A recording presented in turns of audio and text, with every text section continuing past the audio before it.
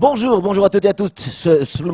Bonjour, bienvenue sur KTV Quasi FM le 106.9 pour un temps de parole en direct à la radio et à la télévision. Daniel Zaidani, conseiller départemental Pamandzi, est avec nous. Daniel Zaidani, bonjour. Bonjour. Merci d'avoir accepté notre invitation. Alors, on n'avait pas prévu de parler de ça aujourd'hui parce qu'on ne savait pas qu'il allait y avoir cette fameuse perquisition. Vous l'avez entendu, perquisition à Aérostral, perquisition chez MCG, témoignage de Idanel ce matin en direct sur Quasi. Qu'est-ce que vous ressentez quand vous avez entendu cette nouvelle? Bon, écoutez, vous savez bien que lorsque, de manière répétitive, il y a des plaintes, des accusations qui sont faites, directement ou indirectement ou insidieusement, on ne peut pas aujourd'hui être surpris que finalement que des enquêteurs s'intéressent à mettre en avant la vérité. Et donc, sur le fond, je pense que c'est une bonne chose parce que ça permettra de passer à autre chose. Et pour cela, c'est vrai que les moyens qui sont mis, je l'espère, permettra de faire éclater une bonne fois pour toutes la vérité pour que nous puissions passer à une étape différente. La vérité recherchée, c'est pas une histoire de fraude. Hein. Bien d'accord. Il y a une situation de monopole ou de duopole dans dominant, certains, voilà, de monopole. Et ils recherchent l'abus lié à ce monopole. Être en situation de monopole, c'est pas interdit par la loi. Bien sûr, hein, mais c'est d'où justement, comme je l'ai dit dès le départ, il y a eu un certain nombre d'accusations, directes ou indirectes, ou de manière insidieuse, et donc il est important aujourd'hui que la vérité soit dite. Et effectivement, ceux qui peuvent le faire de manière incontestable, c'est bien les enquêteurs. De la même manière, lorsque le conseil départemental a apporté les conflits qu'elle pouvait avoir avec son délégataire au niveau du tribunal, nous avons tous bien vu qu'au bout de 27 procès différents, le conseil départemental a perdu systématiquement. Donc, là encore une fois, le tribunal a permis d'apporter un éclairage à la situation qui se passe au port, mais il ne s'agit pas simplement d'être celui qui porte le plus la voix, qui a forcément raison. Maintenant, effectivement, c'est toujours spectaculaire ce genre d'événement avec l'arrivée de gendarmes. 4 gendarmes, 9 enquêteurs. Donc effectivement, c'est toujours spectaculaire. Et je crois que en pareille situation, le plus important, c'est d'être le plus coopératif possible, de fournir les dossiers. Et j'espère que au niveau du port, l'activité ne sera pas pénalisée dans tout cela, parce que là encore, il s'agit quand même du délégataire, et donc forcément de celui qui tient le bon fonctionnement de l'activité portuaire. Donc j'espère que les conséquences directes voire indirecte de cette perquisition ne sera pas une perturbation dans l'acheminement une mise sous pression d'Idanel avec tous ces procès à répétition, cette perquisition, toujours sous les feux de l'actualité, toujours dans le stress. Est-ce que c'est une manière de mettre la pression sur Idanel ou pas? Je crois en tout cas que ces 5 dernières années, je pense que pour ceux encore qui en doutaient, que Madame Nel est une personne extrêmement forte mentalement et déterminée dans ce qu'elle veut faire. Aujourd'hui, elle a la charge du développement du port, elle a les moyens de le faire. Il suffit maintenant que les conditions soient optimales pour que Mayotte puisse avancer. Je pense que tout le monde a vu les propositions qu'a faites le président de la République lorsqu'il était à La Réunion. Il veut politiquement faire du port de La Réunion le grand port d'éclatement de la région. Il veut que le port de La Réunion, avec les élus réunionnais, veulent que le port de La Réunion soit un port centralisateur. Donc, il nous appartient. Oui, mais les moyens sont complètement différents et les conditions sont complètement différentes. Là, je crois que véritablement, entre le port, entre la concentration qui se fait avec les transporteurs maritimes, etc., je crois qu'il est essentiel également que sur le territoire de Mayotte, tous les acteurs se réunissent pour œuvrer au bon développement du port de Mayotte. Le fait d'avoir donné une délégation de service public avec une durée et avec des objectifs fait que le conseil départemental s'est placé en acteur constructif. Il appartient maintenant que les acteurs économiques, quels qu'ils soient, à leur niveau, travaillent ensemble. On ne peut pas passer encore les 10 dernières années qui nous restent sur cette délégation, avoir ces tiraillements. C'est ce que disait le préfet hier sur ce plateau. Hein. C'est la raison pour laquelle j'estime qu'effectivement, s'il faut passer par une perquisition pour faire éclater la vérité, qu'on fasse cette perquisition et qu'elle se fasse et que les conclusions puissent aboutir le plus rapidement. Ouais, mais il ne faudrait pas non plus, là aussi, voilà, il ne faudrait pas non plus là aussi que ça traîne en longueur et qu'on va encore chercher autre chose par la suite. Moi, pour Mayotte, pour le port de Mayotte, il faut que tout cela tourne. Donc il faut arrêter avec des accusations, avec c'est de se vouloir systématiquement remettre en question les orientations qui sont prises.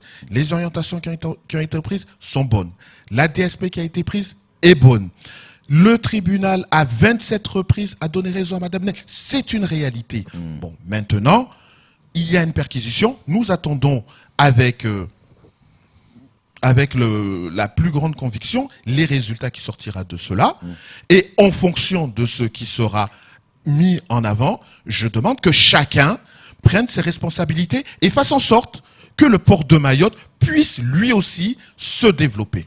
On va passer à un autre sujet, un sujet national, mais qui concerne directement Mayotte, forcément, c'est l'immigration. Une nouvelle fois, vous allez me dire, c'est vrai, sauf que là, c'est le président de la République qui s'empare du dossier avec son Premier ministre, et il y a des décisions qui sont prises au niveau national. Est-ce que ça, c'est vu d'un bon œil par l'ancien président du Conseil général? Ben écoutez, d'abord, je me réjouis de constater que en France métropolitaine, le sujet de l'immigration devient central en termes de sujets politiques, parce que vous savez, des problèmes en France, ils sont multiples et divers. Ouais. Mais nous voyons bien quand même qu'en France métropolitaine, la question de l'immigration devient centrale lorsqu'il y a moins ou à peu près 10% de taux de chômage en France métropolitaine et que dans le même temps, il y a moins de 9% d'immigrés sur le territoire national. Sur le territoire de Mayotte... D'immigrés et pas forcément en situation irrégulière. D'immigrés. D'immigrés, d'immigrés. Ouais. Dans le même temps, sur le territoire de Mayotte, nous avons plus de 35% de taux de chômage et en même temps, près de 50% d'immigrés sur le territoire. Et j'aime à le rappeler, ce niveau d'immigration sur le territoire est le fait d'une politique migratoire qui s'est tenue ces 25 dernières années, c'est-à-dire sur une génération, puisque nous étions partis il y a 25 ans à moins de 10. Donc c'est un changement véritable de la structure locale. Donc on voit bien que la question migratoire en métropole, elle est centrale à des niveaux extrêmement bas et forcément, à Mayotte, elle occupe notre quotidien au niveau, vu les niveaux que nous avons. Je tiens quand même à rappeler également que dans les propositions qui ont été faites, je m'interroge parce que je crois que le débat qu'il y a eu ces dernières semaines et les conclusions qui ont été faites par Édouard Philippe, le Premier ministre, devraient quand même nous interpeller quelque peu. Premièrement, on constate que malgré ce taux d'immigration inférieur à 10% en métropole, on s'interroge sur la facilité de l'accès aux soins.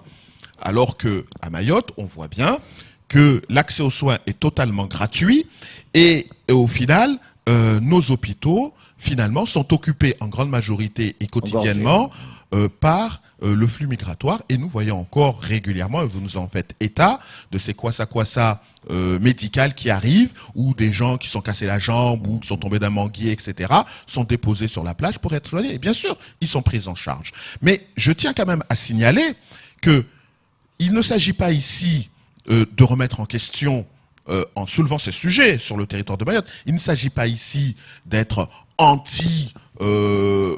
anti-enjoanné, pour dire ça comme ça, ou anti-comorien. Il ne s'agit pas de cela. Il s'agit de mettre en évidence les dysfonctionnements qui en découlent du flux migratoire. Ouais. Et cela ne fait pas de moi pour autant un raciste, mais cela fait de moi un homme politique qui se préoccupe de la société dans laquelle il vit et où il apporte une cotisation annuelle à travers ses impôts, comme tout à chacun. Donc, et encore une fois, oui, je suis noir, oui, je suis musulman, oui, j'ai de la famille à un certain degré aux Comores, mais cela ne fait pas de moi pour autant un monstre de soulever ces questions migratoires qui perturbent véritablement le bon fonctionnement de notre territoire. Mais donc, sur la question médicale, vous voyez qu'en métropole, on comprend à un niveau de 10% que forcément, le fait de donner l'AME immédiatement et de manière durable influence sur la décision de migrer vers la France métropolitaine et donc forcément sur Mayotte. Donc la question de remettre en question l'AME en métropole, en tout cas dans un premier temps, devrait également se poser véritablement sur le territoire de Mayotte, de savoir de quelle manière on va dissuader véritablement le flux migratoire vers Mayotte. Ça c'est le premier point. Deuxième point, il y a la question des quotas. Enfin, le sujet tabou. Ça fait polémique, hein.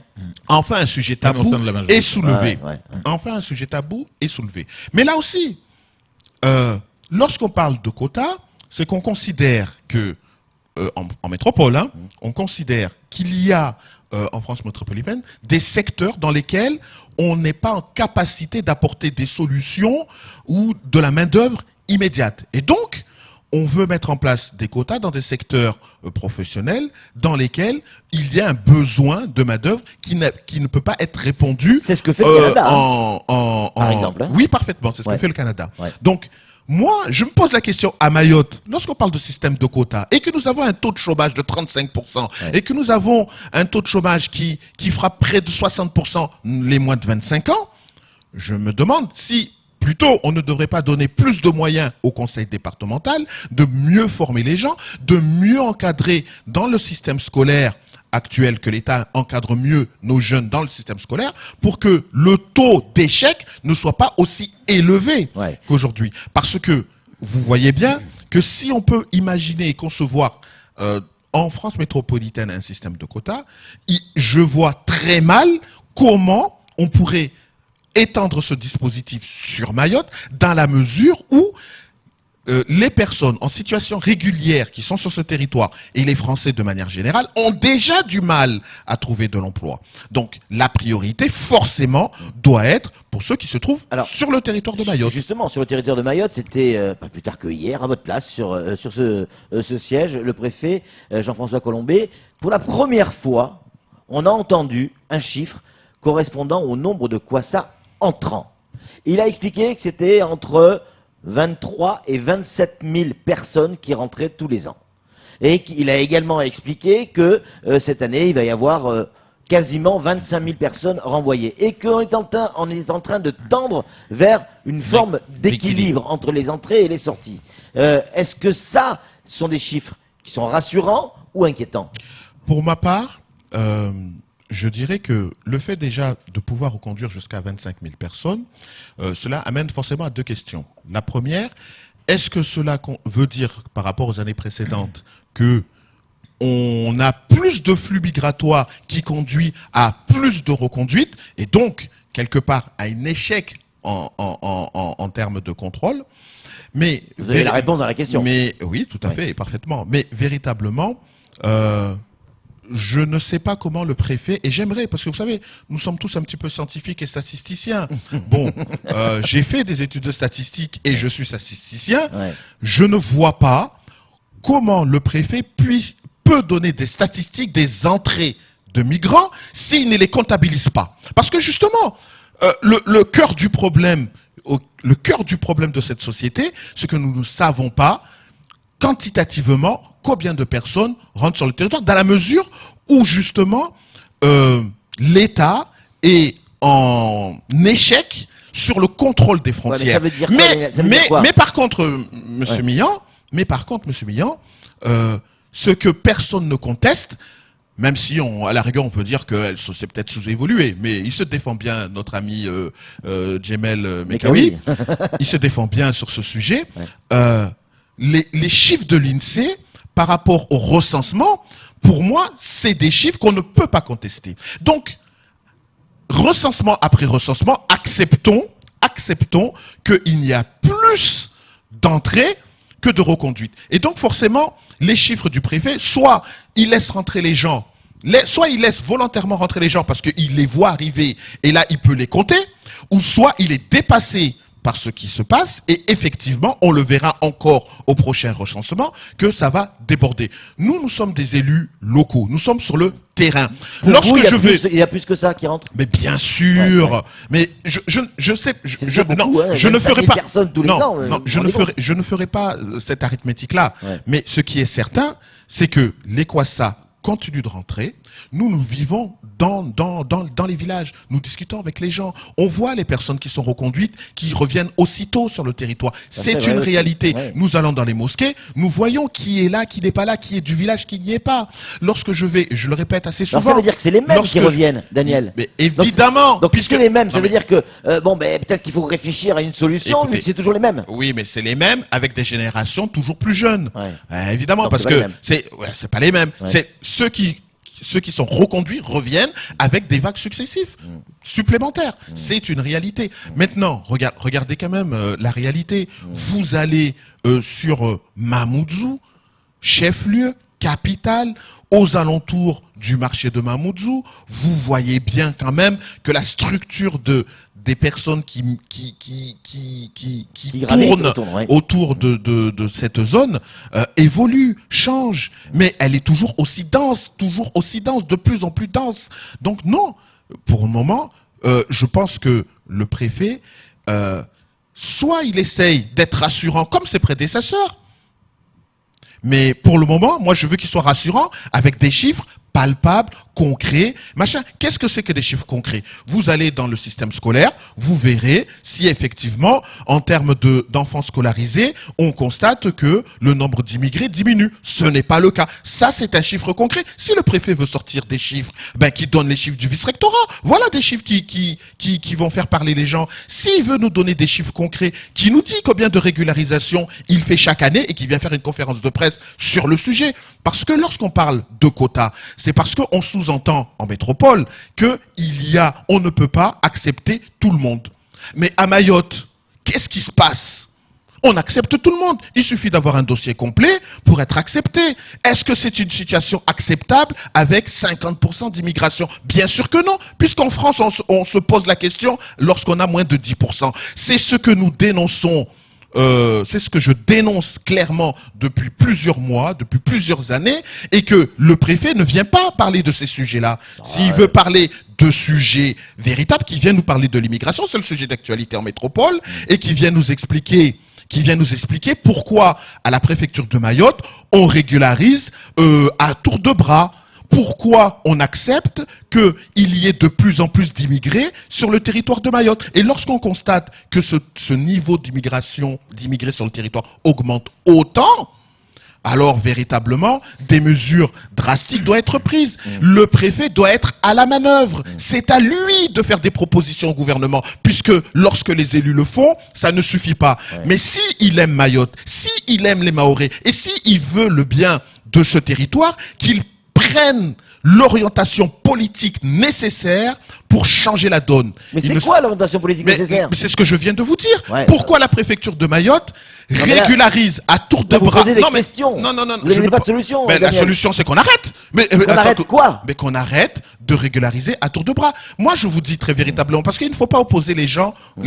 Vous rentrez de manière régulière sur le territoire et que vous devez renouveler votre visa ou que vous souhaitez obtenir une carte de séjour. Vous êtes rentré de manière régulière. Il n'y a pas de raison qu'on vous oppose parce que effectivement, vous tombez amoureux, vous construisez une famille, c'est tout à fait normal. Vous rentrez de manière illégale sur le territoire, je ne crois pas qu'en pareille situation, qu'on doit accepter de régulariser les situations. C'est ce que je dis, que je m'efforce de dire depuis plusieurs années, et je ne suis pas les seuls, il y a les collectifs, il y a d'autres politiques qui sont dedans, ça fait plus de 15 ans. Il y a le Rassemblement National aussi qui dit la même chose. Le Rassemblement National fait des propositions en France métropolitaine et à Mayotte. lorsque en France métropolitaine, nous sommes à 10% d'immigration, s'il vous plaît. Bien compris. Nous sommes à 50% sur le territoire de Mayotte. Oui, je sais On bien. ne peut pas se contenter de ce qui se fait actuellement. Ouais. Il s'agit véritablement de changer la donne. On ne peut pas allumer son téléviseur, constater que des solutions sont proposées en France métropolitaine et rien à Mayotte. Alors, quelque part, ça voudrait dire que les décideurs de ce territoire sont complices de ce qui se passe. Et ça, c'est inacceptable. Dernier défi. Une question très courte, une réponse très courte. Ça, va être compliqué pour vous, Daniel. Oui, Allez, au bon Camar. l'amendement du député Camardine a été rejeté. Il voulait améliorer l'opération Chikanda en opération Chikanda 2.0. Ouais. Donc, mettre directement les bateaux ou une base à Mzamboro. Vous, c'est aussi la solution? Ça concourt à la solution. Il ne s'agit pas d'apporter un seul élément. Il s'agit véritablement, compte tenu de la situation, de conjuguer les solutions. Moi, ce que je Une regrette... réelle volonté politique, déjà. Il a dit, il aimerait qu'aujourd'hui les Comoriens demandent directement, fassent la demande chez eux, à l'ambassade. À l'ambassade, De et que France. ça soit étudié ici, qu'on accepte, oui ou non, de les recevoir. Ce que je dénonce véritablement, c'est que cela fait 20 ans, tout gouvernement confondu, que la solution pour lutter contre l'immigration clandestine, c'est de renvoyer les personnes qui rentrent sur le territoire. Mais ça démontre tout simplement clairement qu'il y a d'abord un échec dans le contrôle des frontières. Mais maintenant que nous sommes confrontés à cet échec et que les vies se construisent, parce que vous savez, quand vous rentrez sur le territoire et que vous vivez 2, 4, 5 ans, il est de plus en plus compliqué de renvoyer les gens. Mais ce que je dis, moi, c'est que quotidiennement, il y a des gens qui arrivent sur le territoire, commençant déjà par les derniers arrivants, en leur faisant comprendre qu'ils ne seront pas régularisés. Après, on pourra se poser la question pour ceux qui sont là depuis 3 ou 5 ans, ou voire plus, que faire de leur situation. Mais pour le moment, actuellement, dans la préfecture de Mayotte, ce qui est fait, c'est que tout émigré est le bienvenu dans les services publics, à l'école et à la préfecture et à l'hôpital. Cette situation ne permettra pas d'endiguer le flux. Merci. Le flux s'arrêtera le jour où l'immigré comprendra que sur le territoire de Mayotte, nous sommes arrivés à saturation et que nous ne pouvons plus absorber une immigration supplémentaire. Pour le moment, tous les signes qui sont donnés par l'État, c'est que nous pouvons encore absorber. Ouais, mais l'immigré comprend aussi qu'à un moment donné, il faut qu'il soigne sa famille, il faut qu'il mange. Il a raison. Et il a envie aussi d'une vie meilleure, comme nous tous. Et ils ont parfaitement raison. Il faut trouver le juste Et milieu. c'est pour cette Merci. raison que je m'adresse non pas aux personnes qui sont dans cette situation-là. Je m'adresse à mon État. Je m'adresse à ceux à qui je paye l'impôt. Parce qu'on est tous issus de l'immigration. Hein. Absolument. Vous, moi, moi le premier. moi le le deuxième. premier. Allez, merci beaucoup Daniel Zaidani d'avoir répondu à nos questions. C'est tout pour ce temps de parole. Tout de suite, la suite de nos programmes.